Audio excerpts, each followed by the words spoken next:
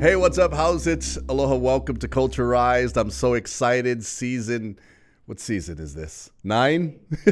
I had to ask the bosses. Season 9, which means I'm excited because apparently you like what we're doing. Well, you like my guest, me. It's controversial, but we're still here. Season 9. If you're watching on the network, mahalo for doing that. If you watch us on all social media platforms, all of our podcast platforms, continue to do that. Tell your friends about us. This is a space that we created to just talk and share and learn culture. And just a quick reminder: culture, my friends, is dictionary version is just 10 or more people believing in the same things or practices. So whatever it is, it could be ethnic, it could be social, it could be native, whatever it is. So that's Culturized. That's what it's all about. Tell your friends about it. I'm excited to kick off this season. Sitting in front of me, we've known each other for years and years. We were just talking about our kupuna status off air a little while ago. But before I introduce you, how early 90s maybe? Yeah, college. So from our college days all the way until now, ladies and gentlemen, Jody Shiroma. Thank you so much. How are you? I'm great. How are you? We haven't sat. We always. It's always business. I don't think this is business, but it's always we're doing something together.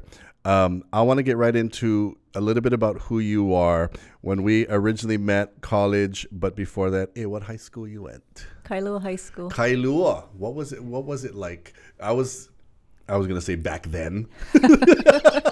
What was it like? And you grew up in Kailua? No, grew up in Waimanalo. Oh, look at that. How many people look at you and go, what? Yeah. So, because I always say this. Everyone. And this is funny when we say Kailua High School. I forget who was on the show, went to Kailua. I said, are you from Haole Kailua or Hawaiian Kailua? And don't get upset when I say the word Haole. It's the adjective that comes before it, you guys. Come on. So Waimanalo, were you lucky enough to get dropped off at school? Or you had to catch bus? I got dropped off, but I caught bus home. No way. Yes. What was it like growing up in Waimanalo in your day? You know, I really liked Waimanalo. Yeah. I still do. And I felt like everyone had your back. Mm-hmm. And I feel I always had the best of both worlds because I went to school in Kailua, but then I would come home and play kickball, skahini, all of that on the streets in Waimanalo. I love it. See, we were talking about, I always talk about how even within Oahu, within an island, I should say, there's different cultures within an island, right? The way you were raised in the culture of Waimanalo is different than the culture of, say, Halava or Waianae. What is your fondest memory of Waimanalo? You just playing kickball? Yeah, all our neighbors after school, we'd get together. We'd do our homework really fast. Right. And then we would go on the street. We'd play kickball, and our bases were our rubber slippers, right? Our slippers was bases. And then sometimes if we ran around the base, and then it would fall into the gutter. And see, those are the things I think sometimes, you know, it's going to make us sound so old. When we drive around, you don't see a lot of that anymore. You don't see kids playing kickball. You don't see kids, playing chase master, right? I think that is very cultural to us. Growing up in Kailua, brothers and sisters? One brother younger. What was it like growing up in the household in Waimanalo? What do you remember that was very, because even if you think about it now, right? There's things certain families did, but we didn't think about it at the time, like taking off our slippers, being at home at a certain time. Are there things that you remember about growing up that specifically was your family and your community? Yeah, I think that, for one, we all played with each other on the streets. And that, and then if we were hungry, we would go to our neighbor's house and they would make saimin or, whatever we wanted to eat, right? And then the manapua man would come. And if we didn't have money, Charlie, who was the manapua man. You remember his name? He would front us money. He would just put it on like a little cheat sheet. And then we could get pokash or noodles or... I love candy, that small the cigarette candy. Oh man, I just turned my son onto that. And I was having a hard time. We were at this nostalgic candy store, and he's like went straight to the candy cigarette section. I was like, Now I know why my mom used to be like, get that out of your mouth. Stop doing that. Yeah. Anyway, if you're sitting with us or you're joining us, Jody Shiroma sitting in front of me, Waimanalo girl. We're going to talk about a little bit about her background. So many things she already shared about just the culture of Waimanalo and how she uses all of that into what she's doing today. This is Culturized. Bringing you what matters. Viewers can receive the Star Advertiser Digital Full Access subscription for just $9.95 per month. Go to staradvertiser.com and click on subscribe. Use the code AHAITHING.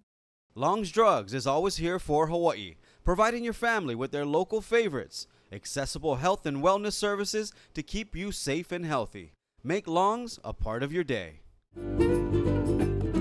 Hey, what's up? How's it? Aloha. Welcome back to Culturize. It is me, Makani. Thank you so much for joining us. Sitting with Jody Shiroma. We've known each other forever. Small kid time. Speaking of what you were talking about that, that's probably one of the things I thought you were always from Kailua.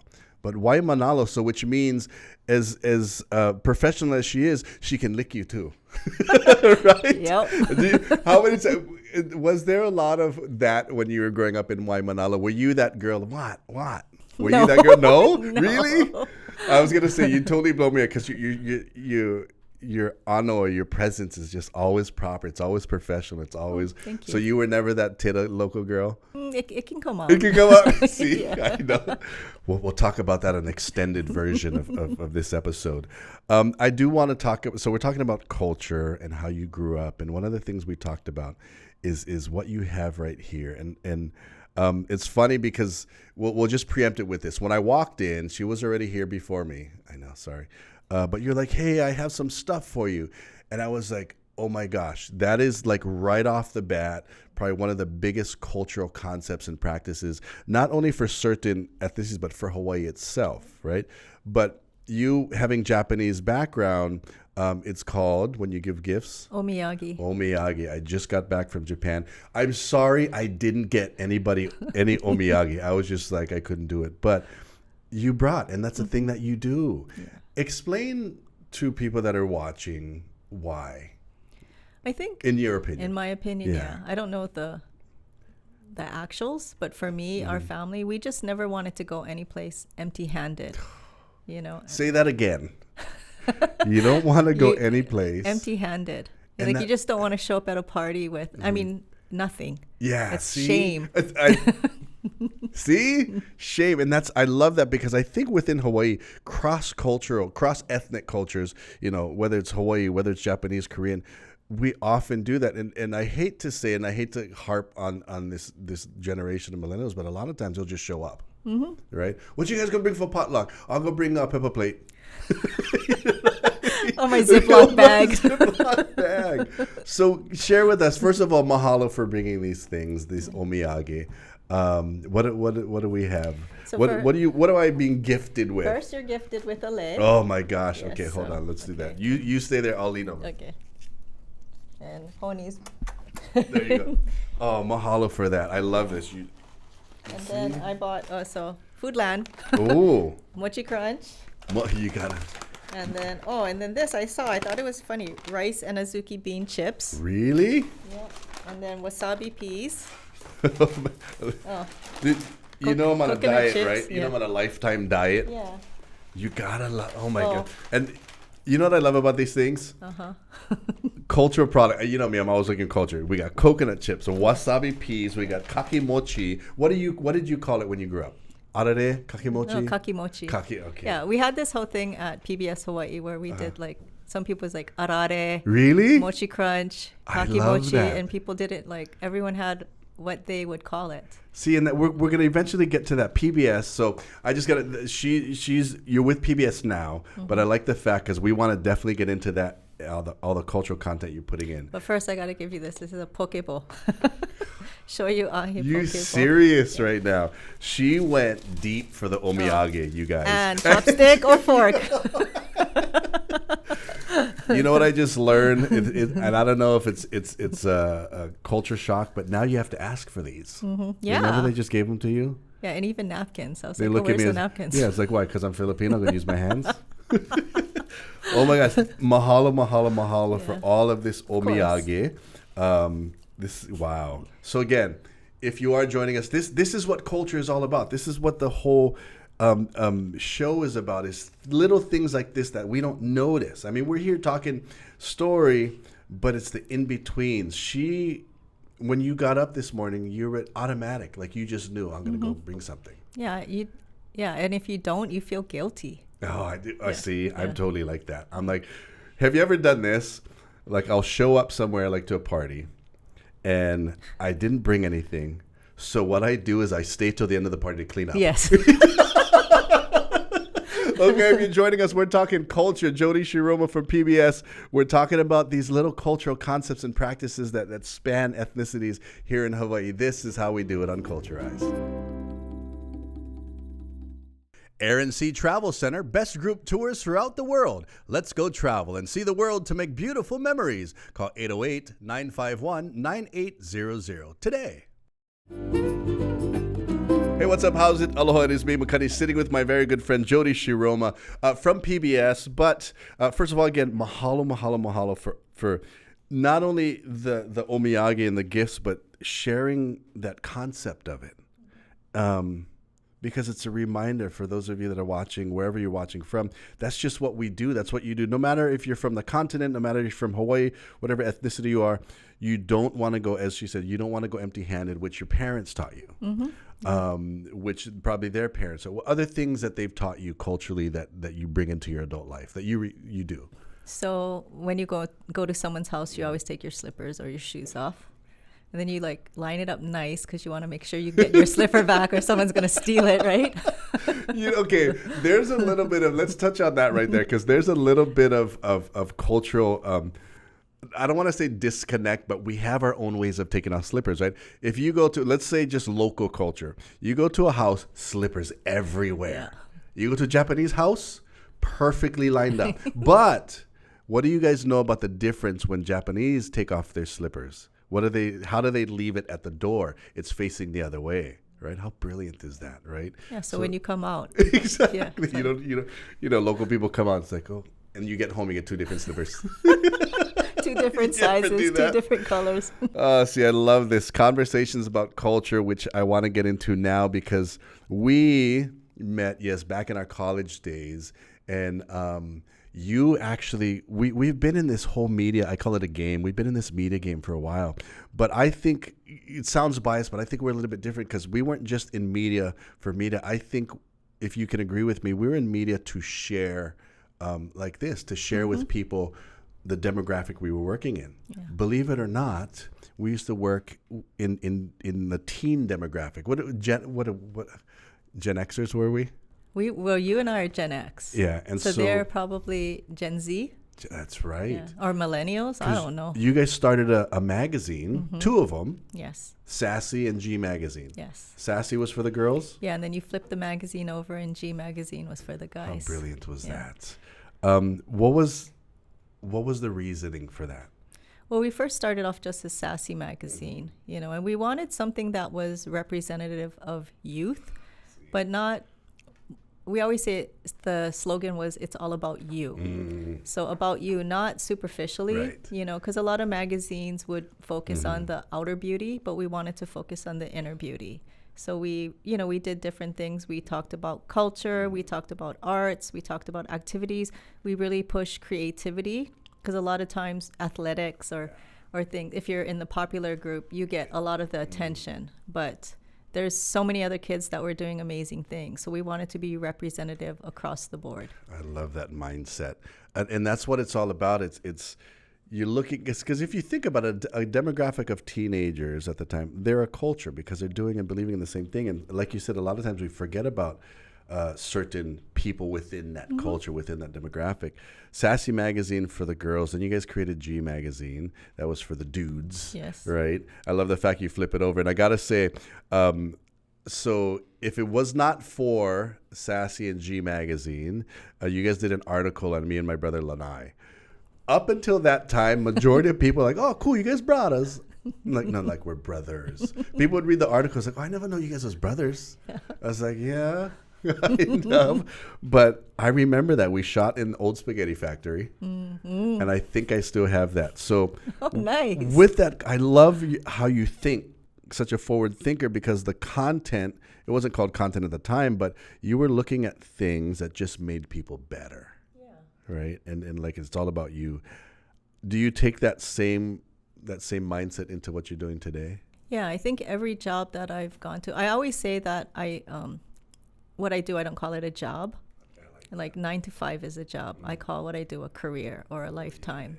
So when I get up in the morning and look in the mirror, I want to be like proud and happy and excited about what I do. And then when I get to the point, if I'm not, then it's time for me to actually move on and leave. Oh, interesting. Yeah. So, sorry, go ahead. No, that's I like that. I was always going to say my job is to just show up somewhere at a certain time. My kuleana is what I'm doing there.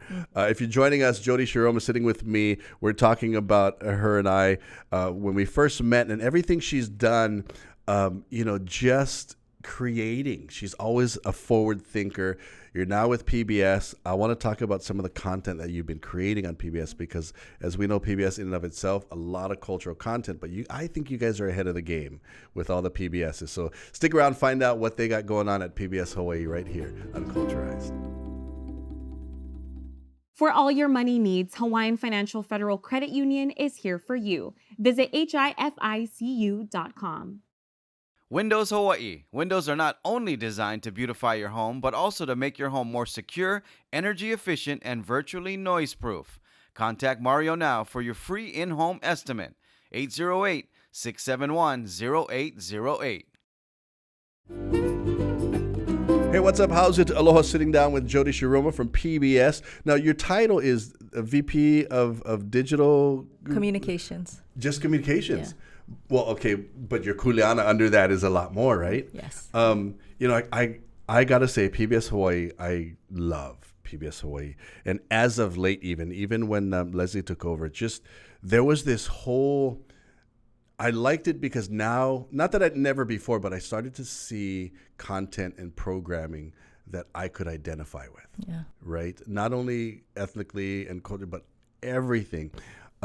Is that a standard now at PBS Hawaii?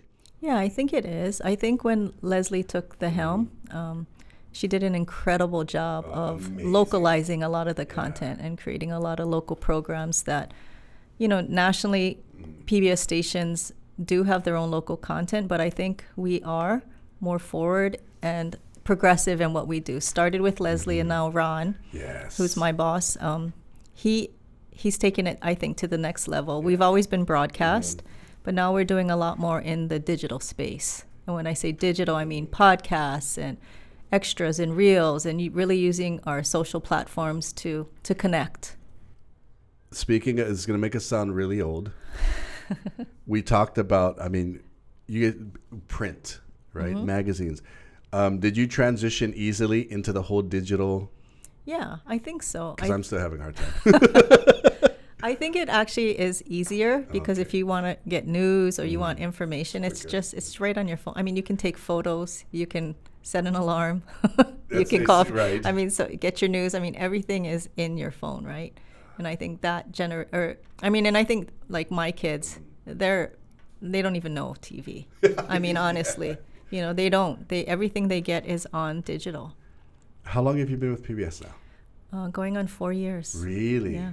So since then, I sometimes I just want to sit in one of those creative meetings at PBS Hawaii, because what are the newest things that they have? What high school you went? What school you went? What school you went? Yeah. I love that. Who came up with that? So we wanted to do something different when Ron came on board, and we talked about a podcast. He really didn't want to be on TV anymore. He spent, the vast majority of his career on TV, and he's like, I'm done with that. I'm behind the camera. Yeah. So we came up with the podcast idea, and then we kind of just threw out different names, and then we talked about like, how do people connect in Hawaii? Like how you open the show. It's like, what school you went? And it's really not what college you went, but in Hawaii, it's what high school you went. Isn't that funny? Yeah. We automatically know. Like sometimes when I go to the mainland or the continent, what school did you go to? And automatically you're right. Oh, university. What high school you went, right? And that's why it came out of mind what high school you went. I love that concept. And that I think is probably one of the greatest icebreakers you can ever create. Hey, what school you went? So you guys got that. The digital, what you guys just did one with me. What was that? Home is Here?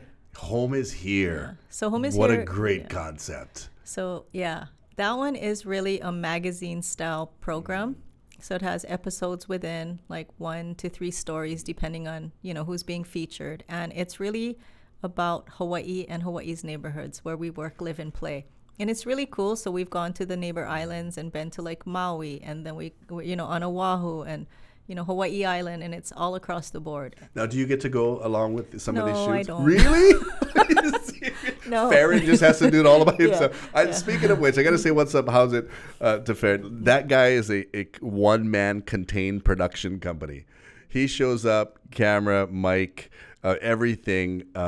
So he did that episode with me as well. So mahalo for that, which came out amazing, right? I was like, oh, no, but it came out amazing. So Home is Here. And like we talked about earlier, I like that show because it shows the different cultures and the different things we do even within Hawaii. Yeah, and what I think is really cool is that we have the broadcast version and we put it on digital, like the individual episodes.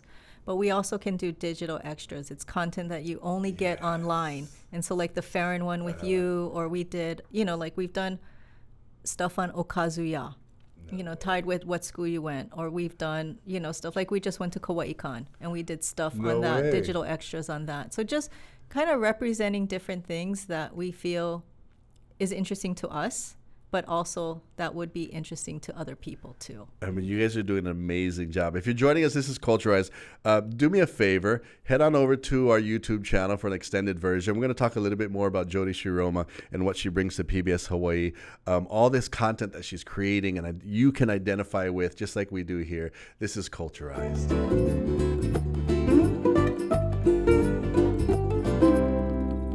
Hey, what's up, house? It's Aloha. It is me, Makani. Welcome to Culturized. If you're joining us on YouTube and our social media platforms, thank you so much for doing that. If you join us over at the network, I appreciate you for that as well. All of you listening in audio-wise on all of our podcasts, more appreciation to you. Tell your friends about it. We're talking culture, and as you know, culture is just 10 or more people doing or believing in the same things. In Hawaii, I think we're a little bit biased. We're sitting with Jody Shiroma from PBS Hawaii, somebody who I think was always ahead of the game when it came to, media, communications, and creating things that people identify with, but also at the same time exposing the outside world to different cultures and different things, whether it's a teenage demographic, whether it's a cultural demographic, and that's what you're doing now at PBS. So we talked what school you went, Home is Here, all these programs that PBS Hawaii is putting out. What else you guys got? That's you talked Okazuya earlier. Do you notice, even sitting down and watching all these programs or even post-production, that you really see the differences we have in Hawaii? Oh, yeah. I mean, that's what I think makes us beautiful and unique. And what's neat is that we've been gifted the opportunity to do more digital. So I have a really great team. I'm not going to take the credit for it. I mean, they have ideas. They go out and they do stories on Okazuya. They're doing stories on like one of our employees.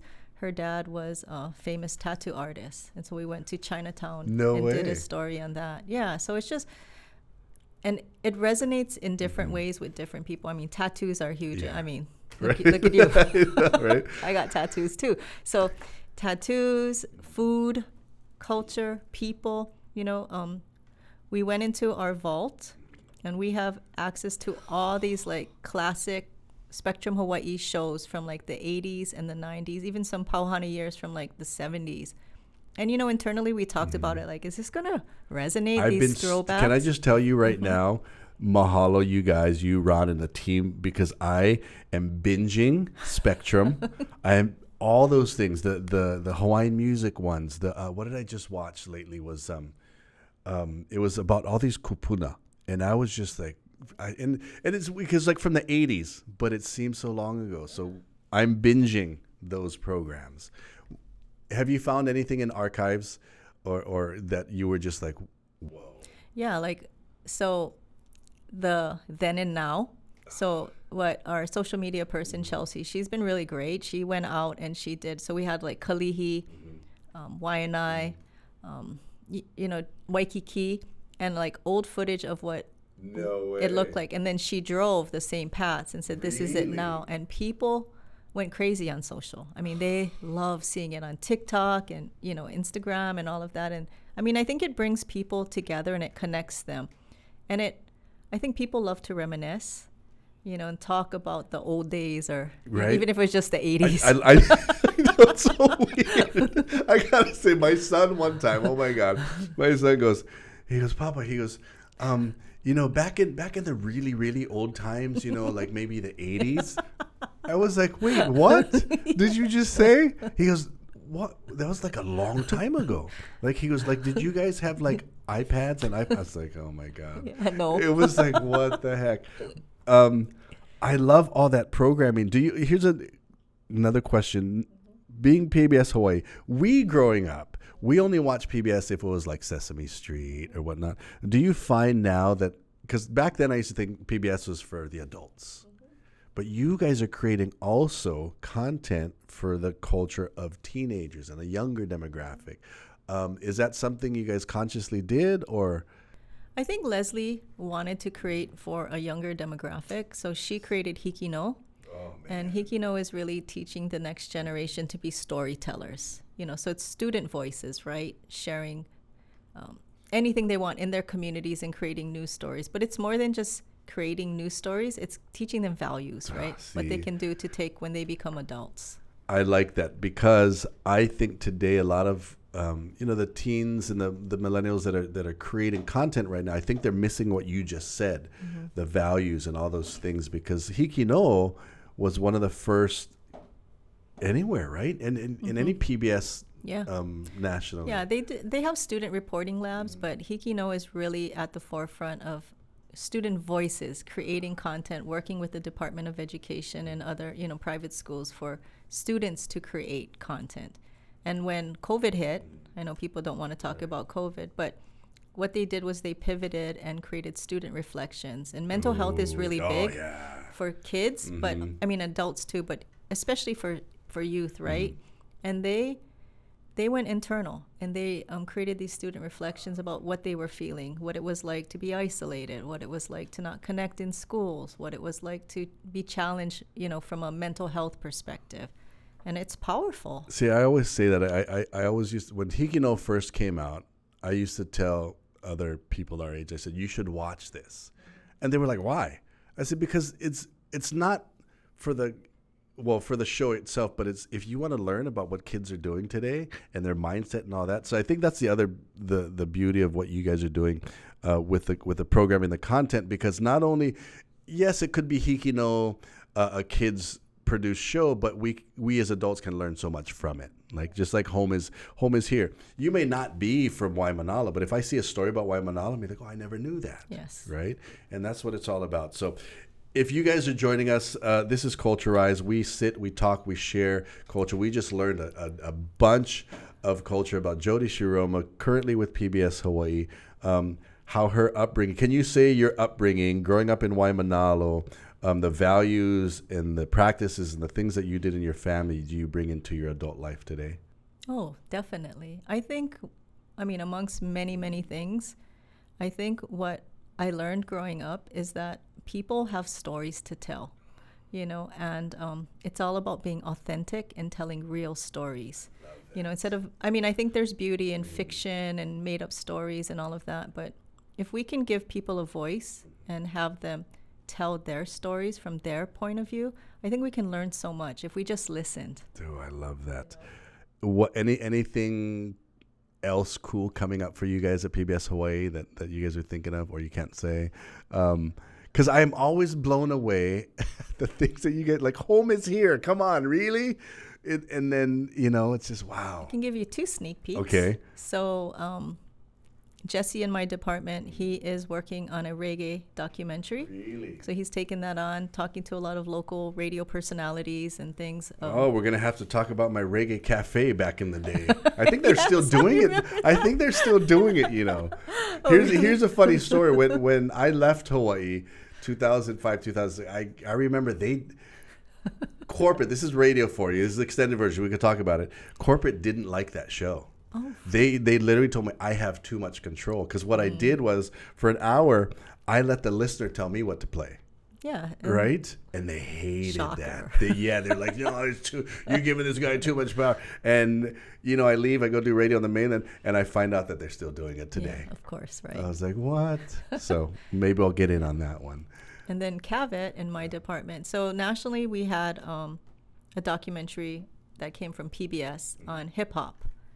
And so he wants to do hip hop in Hawaii. No way. That's the one I was watching. You guys just did. Who's the dancer? Hawaii. He's still dancing. The guy's like 50-something years Skilroy. old. Oh, man. He's insane. Right? Yes. I remember He's him like when. 55. That's what I'm saying. I felt guilty. Like I wanted to call him and be like, dude, stop it. Like 55. Yeah, he's doing like and he egg was rolls and spinning. And he's like one of the original B-boys in Hawaii, and he's still doing, and he's teaching. That episode, I love that. See, those are the things that PBS Hawaii is creating. If you got a story, can people like just reach out to you guys and be like, hey, can I tell a story? Yeah, so they can go to our website or, you know, or email or, Right. you know, call, whatever. And like we're always looking for stories, you know, so we were looking for, Jesse's working on a neighborhoods podcast. So we posted on social media, do you have anything in Chinatown? Because we're focusing on Chinatown.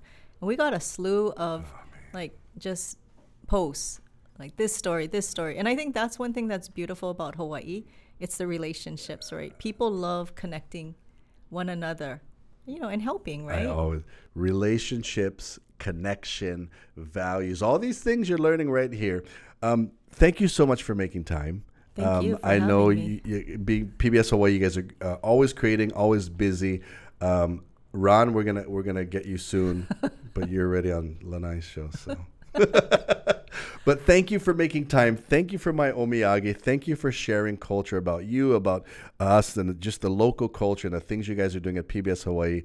This is what it's all about. You want to comment down below, hit the notification bell, all the things you need to do to validate my existence right here on Culturized.